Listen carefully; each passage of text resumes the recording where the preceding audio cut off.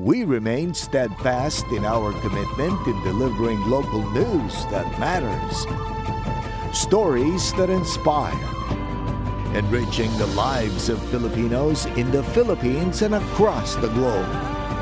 This is your GMA Regional TV. Buong puso para sa Pilipino.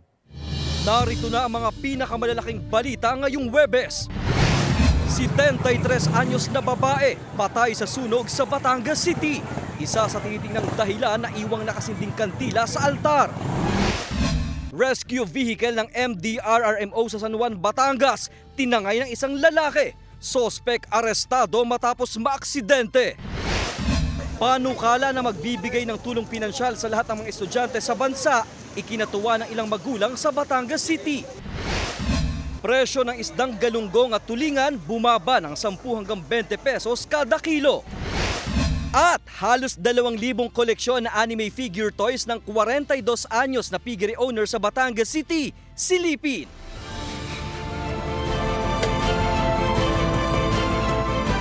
Ito ang GMA Regional TV, Balitang Southern Tagalog. Magandang hapon mga kapuso, narito na ang Balitang Southern Tagalog. Hatid namin ang mga pinakamalaki at pinakahuling balita sa Timog Katagalugan. Live mula rito sa GMA Batangas Station, ako po si Ace Medrano. Patay ang 73 anyos na babae matapos masunog ang kanyang bahay sa Batangas City. Ang kalapit na bahay damay rin sa sunog. Para sa detalye, makakasama natin live si Paul Hernandez. Paul.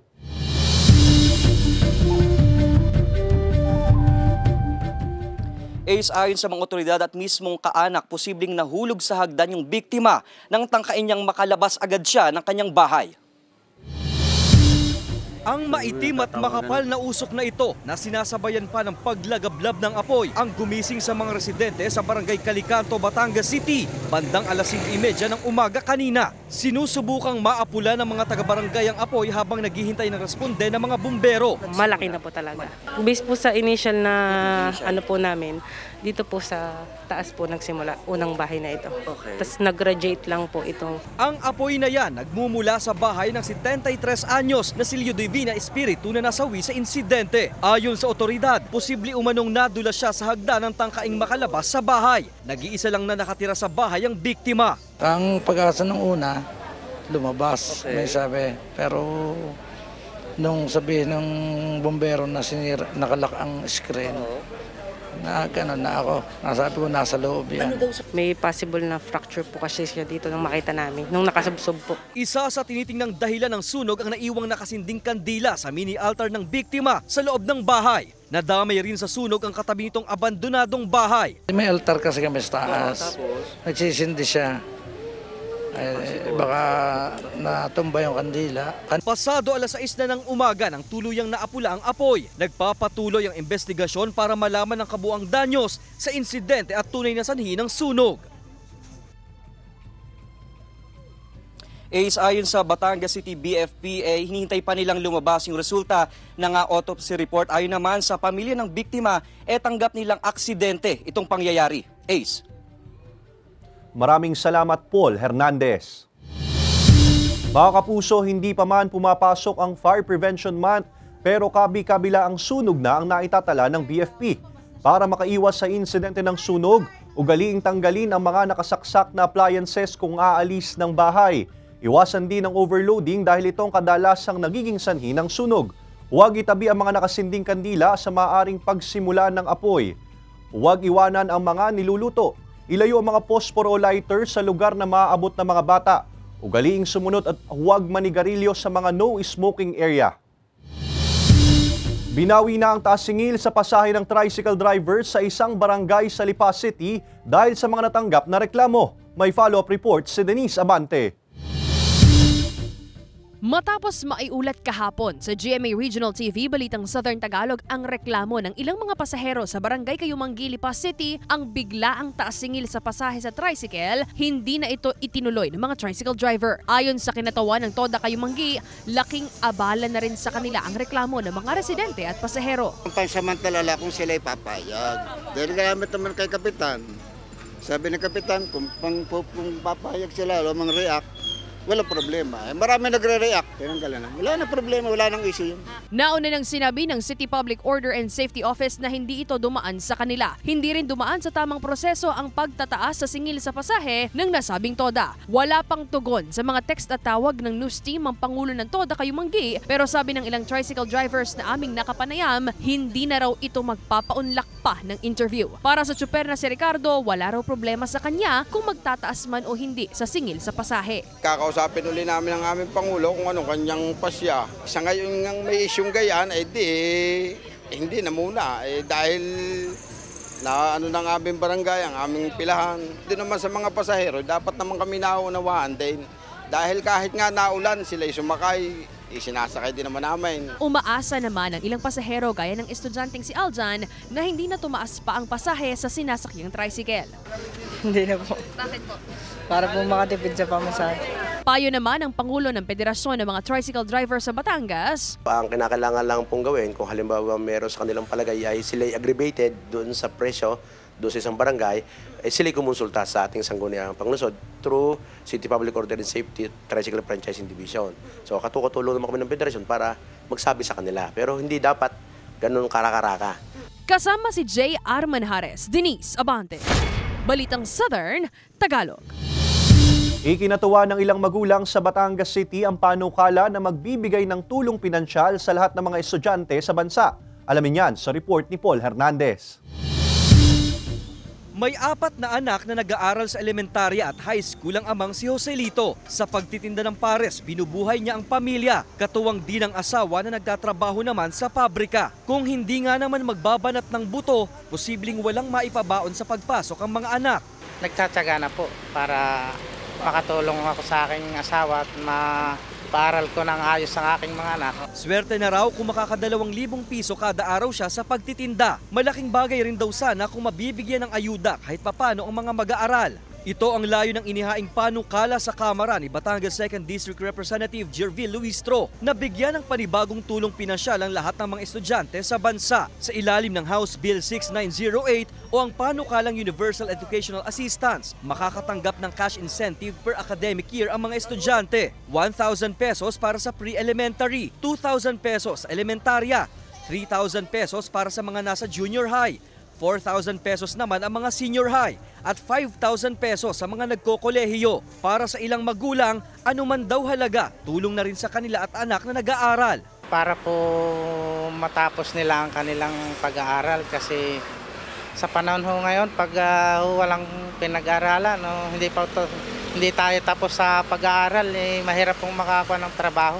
Sinasabi sa panukalang anuman ang estado sa buhay ay pasok sa programa. Para matanggap ang cash assistance, dapat na naka-enroll ang anak at hindi dapat bababas 80% ang attendance sa isang school year. Sa hearing sa Kamara kamakailan, natalakay na kakailanganin ng DepEd ng 68 billion pesos na pondo para sa programa at 23 billion pesos na pondo naman para sa CHED. Kung maisa sa batas, mapapabilang ang pondong gagamitin dito sa General Appropriations Act ng mga ngasiwang ahensya.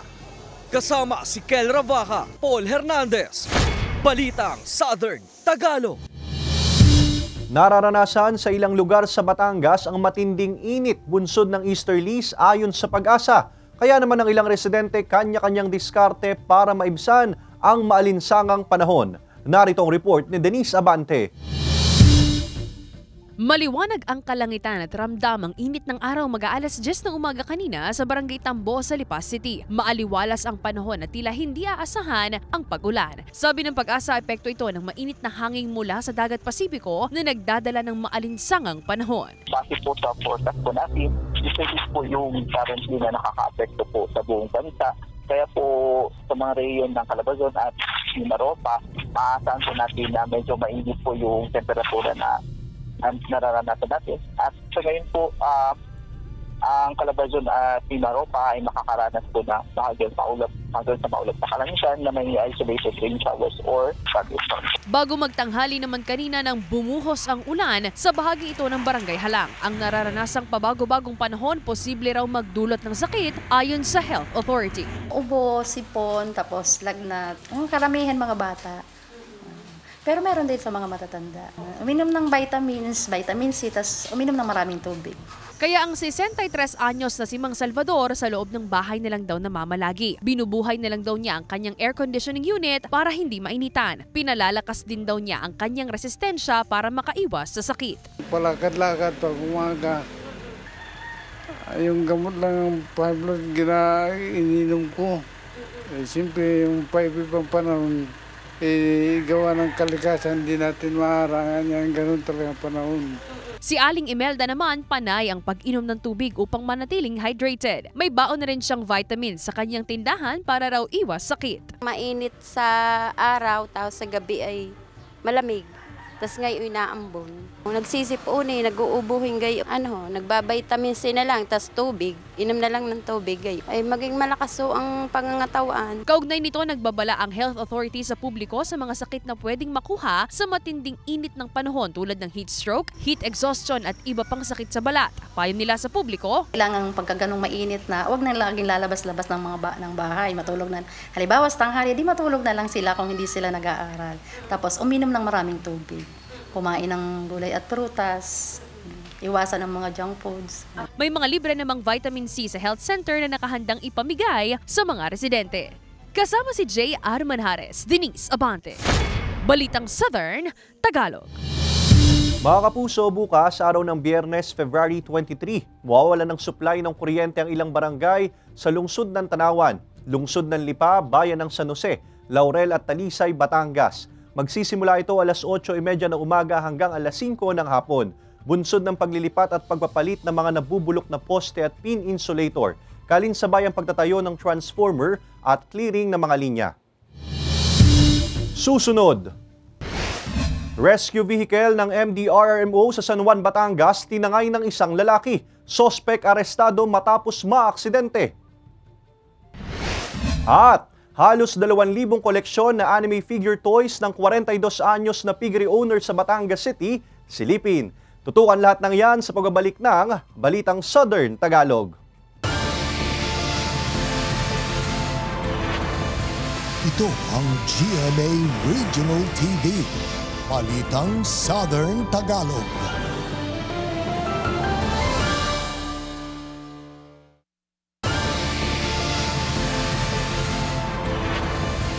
Ito ang GMA Regional TV, Balitang Southern Tagalog. Tinangay ng isang lalaki ang rescue vehicle ng MDRRMO sa San Juan, Batangas. Ang sospek arestado matapos maaksidente. Tutukan yan sa report ni Denise Abante. Hindi na nakapalagpas sa pulisya ang 43 anyos na lalaking ito na tubong Camarines Sur matapos tangayin ang rescue vehicle ng San Juan MDRRMO mag-aalauna ng madaling araw kanina habang nakaparada ito sa gilid ng kalsada sa Barangay Laia, Ibabaw, San Juan, Batangas. Sa investigasyon ng pulisya, kasalukuyang nagtatrabaho ang suspect bilang isang construction worker sa Barangay Barualte at nakaalitan umano nito ang kanyang foreman kaya siya umalis. Dito raw niya nakita ang nakaparadang rescue vehicle at agad niya itong tinangay. Habang binabaybay niya po yung highway, sa di inaasahan, ay napansin niya yung rescue vehicle ng MDRRMO. So bukas ang pintuan at andun po ang susi. May inom po siya. Kaya ang nasa isip niya ay uuwi siya ng Camarines. Dahil ngayon, nung ito ay minaneho niya, hindi pa nakakalayo doon sa may barangay Subukin, siya ay nag-self-accident. Ayon sa pulisya, dahil sa kalasingan ng suspect, sumampa sa gutter ang unahang bahagi ng rescue vehicle na muntik pa raw mahulog sa bangin. Naabutan ng pulisya at ilang kawani ng San Juan MDRRMO ang suspect kaya agad itong naaresto at kasalukuyang nasa temporary custodial facility ng San Juan Police Station. Galing naman daw sa responde ang mga lula ng rescue vehicle kaya nakabukas ang pintuan ng sasakyan at iniwan ang susi nito ayon sa pulisya. Saglit daw silang kumbaga tumigil doon sa outpost nila at mayroong gagawing kukuhanin o gagawing importante. Nung pagbalik nila ay napansin nila wala na yung sasakyan. Kaya kumbaga inalerto nila yung mga kasamahan para maghanap-hanap kung saan yung sasakyan. Na hindi sa kalayuan, nakita nila doon sa Barangay Subukin sa Provincial Road. Nahaharap ngayon sa reklamong carnapping ang naturang suspect. Tumanggi ng magbigay ng pahayag ang pamunuan ng San Juan MDRRMO at tiniyak na hindi na mauulit pa ang insidente. Denise Abante, Balitang Southern Tagalog. Mula sa mahigit 14,000 tons, bumaba na sa 9,510 tons ng sulfur dioxide ang ibinuga ng Bulkang Taal. Base yan sa pinakahuling datos na inilabas ng PHIVOLCS. Umaabot naman sa 1,200 meters ang taas ng plume nito na napadpad sa Timog Kanluran. Wala ring namata ang volcanic smog o VAG sa lugar. Base sa kanilang 24 oras na monitoring, walang naitala o nairehistrong pagyanig sa palibot ng bulkan. Sa kabila ng pagbaba ng aktibidad, mainam pa rin umanong maging alerto ang mga residenteng nakatira sa palibot ng Bulkang Taal. Paulit-ulit na paalala ng otoridad, mahigpit na ipinagbabawal ang pagpasok sa Taal Volcano Island, lalo na sa main crater nito at sa Daang Castilla Fissures, maging ang paglipad ng anumang aircraft sa tuktok ng bulkan. At sa ilalim ng Alert Level 1, posible pa rin ang biglaang pagputok ng steam o phreatic explosions, volcanic earthquakes at maninipis na ashfall. Sa Globe Balita, kita sa video ang nagliliparang debris na gumulantang sa southern Florida na maglandfall ang isang water sprout o ipo-ipo roon noong linggo. Wala namang naitalang nasugatan sa pagdaan ng ipo-ipo pero isang istruktura ang malubhang nasira ayon sa otoridad. Patuloy pa nilang inaalam ang lawak ng naging pinsala ng naturang pananalasa. Samantala, nagkulay orange ang paligid sa syudad ng Tumushoki sa Xinjiang region sa China dahil sa makapal na sandstorm. Sa lakas ng hangin, nabasag ang bintana ng ilang sasakyan. Bilang pag-iingat, pinagbawal muna ang pagbiyahe sa ilang kalsada sa lugar.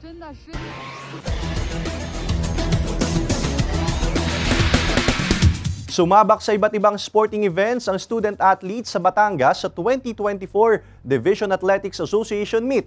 Hindi naman nagpadaig sa husay sa sports ang mga atletang nasa alternative learning system. Tunghayan yan sa report ni Paul Hernandez.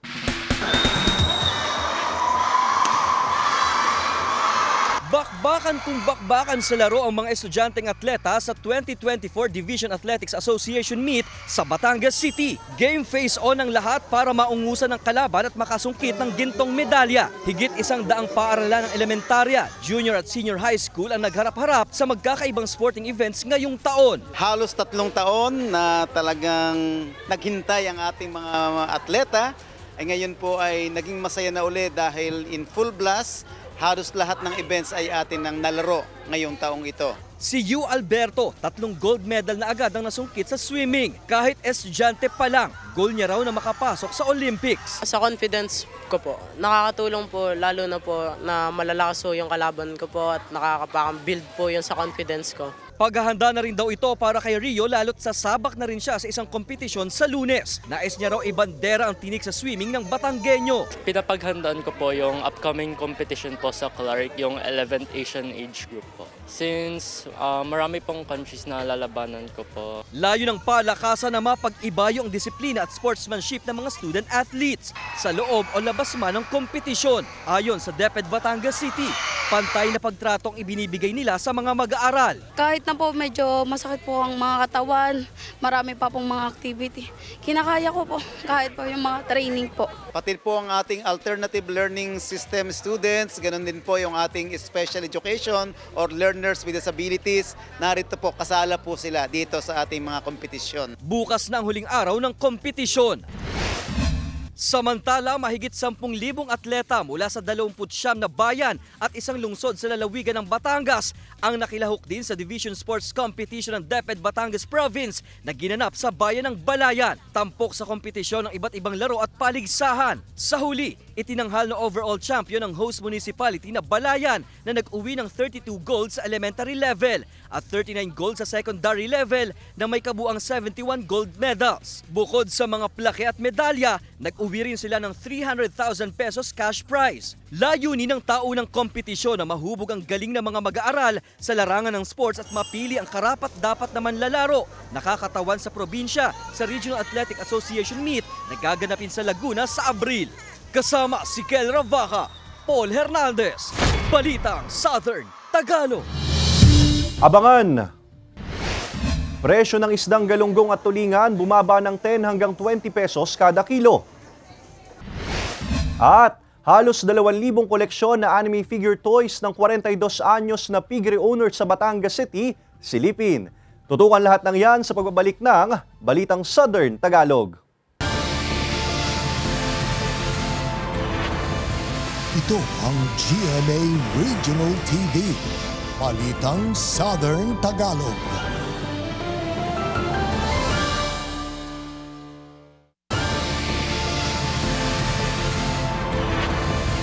Ito ang GMA Regional TV. Balitang Southern Tagalog. Arestado ang isang lalaki sa Barangay Talahiban First, San Juan, Batangas nitong Lunes, pasado alas 12 ng tanghali. Naaktuhan umanong nagbebenta ng hinihinalang shabu sa isang poser buyer ang sospek sa ikinasang buy-bust operation ng pulisya. Na-recover mula sa kanya ang isang plastic sachet ng hinihinalang shabu at marked money. Sa hiwalay na operasyon, nahuli rin ang isang drug suspect sa Barangay Poblasyon, San Nicolas, Batangas. Nasamsam ng pulisya ang dalawang sachet ng hinihinalang shabu, isang weighing scale, mga cellphone at iba pang mga ebidensya.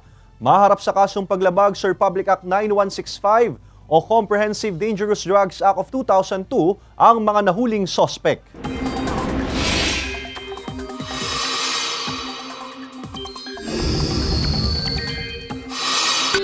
Mga kapuso, mahina at hindi pa rin nakakaapekto sa bansa ang hanging amihan, kaya nananatiling malinsangan ng panahon sa maraming lugar. Dahil pa rin yan sa easterlies o yung mainit na hangin galing sa dagat Pasipiko. Base sa datos ng Metro Weather, mababa ang tsansa ng ulan sa Calabarzon at Mimaropa, maliban sa Quezon at Mindoro provinces. Posible rin ang ulan sa iba pang bahagi ng bansa, lalo na sa Mindanao. Nararanasan sa Lipa City Public Market ang 10 hanggang 20 pesos na pagbaba sa presyo ng kada kilo ng galunggong at tulingan. Ang detalye sa report ni Denise Abante. Masigla at mas malakas na bentahan na raw ngayon ang nararanasan ng ilang mga tinderang isda sa Lipa City Public Market. Bagamat marami raw kompetensya sa labas ng pamilihan, mabenta pa rin ang kanilang paninda. Bumaba na rin kasi ang presyo ng ilang isda sa pamilihan. Kasi Holy Week naman po, mas marami po yung nangangain ng isda kaysa karne. Sana po ay dire-diretso po yung pagbaba at ang mamimili po sana po ay magdire-diretso din para kahit po papaano gumanda-ganda kita. Sa ngayon, nasa 10 pesos hanggang 20 pesos ang ibinaba sa presyo ng sariwang galunggong at tulingan sa Lipa City Public Market. Kung dati kasi, nasa 220 pesos ang kada kilo ng sariwang galunggong, ngayon, 200 pesos na lamang ito. Ang tulingan naman na dating 200 pesos ang kada kilo, 180 pesos to 190 pesos na lang ngayon. Ang pagdami ng supply nito ang isa sa tinitingnan dahilan sa pagbaba sa presyo ayon sa pamunuan ng pamilihan. Pag dumadami ang deliver galing Maynila, galing San Juan, Lemery, bumababa rin ang presyo. Tapos na yung fishing ban. Siyempre, ito yung mga buwan na pwede namang huli. Nandito na yung mga galunggong, tulingan, yan, tsaka yung mga dalagang bukid. Magandang epekto naman daw ang pagbaba sa presyo ng binibiling isda para sa mamimiling si Jocelyn. Ang 1 kilong hiwas at galunggong daw kasi niyang bibilhin pagkain ng mga kabataan sa orphanage. Mas gusto raw kasi nila ito kaysa sa karne.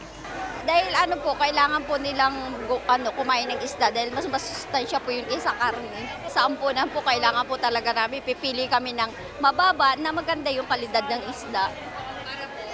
Para po hindi kasi nung malaki yung gastos dahil budget lang po yung aming pera. Kaparehong sentimiento ito ng tinderang si Wilma. Umaasa rin siya na mas bababa pa ang presyo nito para mas dumami pa ang mamimili.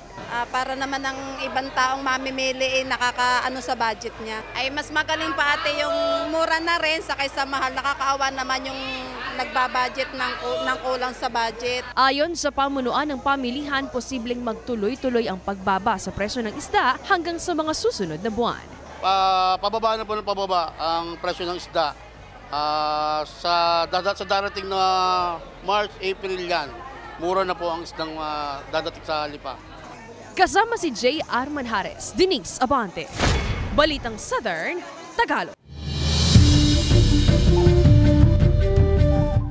Ibinahagi ni Joe Berry ang sneak peek sa mga courtroom scenes sa Lilet Matias, attorney at law.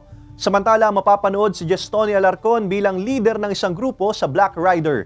Narito ang report ni Hazel Alviar.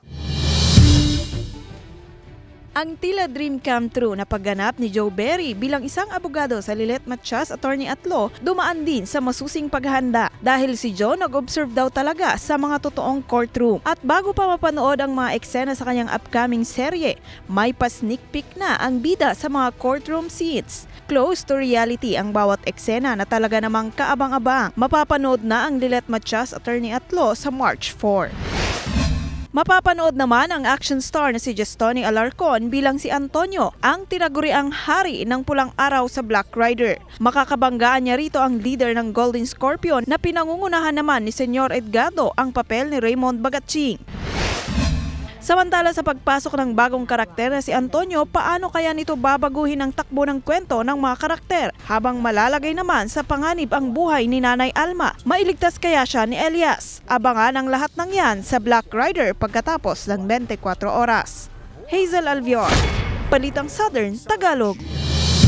Mga kapuso, silipin ng halos 2,000 koleksyon na anime figure toys ng 42 anyos na piggery owner sa Batangas City, sa report ni Paul Hernandez.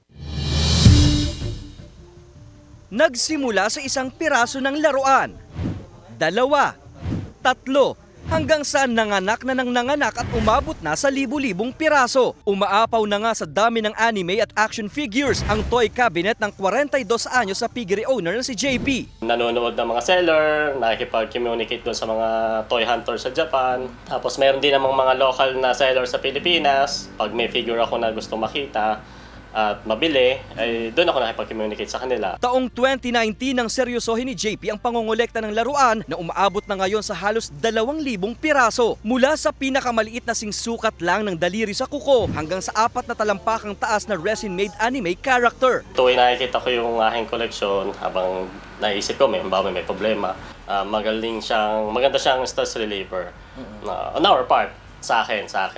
Bata pa lang daw mahilig na sa cartoons at anime si JP at ang hilig lang sa pagguhit na uwi sa pangongolekta. Maaring may ilan daw na magtataas ng kilay sa ginagawa ni JP pero bunga raw ang lahat ng ito ng kanyang pagsisikap sa trabaho at pangako sa sariling makakabili rin siya ng sariling laruan. Kung tingin-tingin sa mga kaklase ko, sa mga pinsan ko na may kaya, sabi ko pag nakaluwag-luwag ako, paglaki ko, pagtanda ko, mag-start ako ng aking collection. Parang na-feel ko na yun dati kasi mahilig nga siya sa anime, mahilig siya mag-drawing. So, hindi malalayo na talagang mangongolekta sila ng mga ganito. May mga collectible cards at limited edition din siya ng toy cars. Pati ang PVC Predator figure na umaabot na raw ngayon ng market value sa 80,000 pesos ang isa. Hindi naman daw niya napapabayaan ng suporta sa pamilya. Patuloy pa rin daw siyang mangongolekta ng laruan na pagdating ng araw ay maipapamana niya sa kanyang mga anak na maaari ring magpaalala sa kabataan ng kanilang padre de pamilya. Kasama si Kel Ravaca, Paul Hernandez, Balitang Southern Tagalog. Samantala, mapapanood niyo po ang episode na ito at iba pang pinakahuling lokal na balita sa official website ng GMA Regional TV, www.gmaregionaltv.com. Pwede rin kayong bumisita sa aming official YouTube channel, GMA Regional TV, at i-click ang subscribe button para sa pinakamainit na balita mula sa rehiyon. Dahil sa GMA Regional TV, local news matters. At yan ang mga pinakamalaki at pinakahuling balita sa Timog Katagalugan. Maraming salamat sa pagsama sa amin, pati na mga kapuso sa ibang bansa na tumutok sa mga balita sa rehiyon. Kami, ang GMA Regional TV Balitang Southern Tagalog, buong pwersa para sa mas malaking misyon at mas malawak na paglilingkod sa bayan.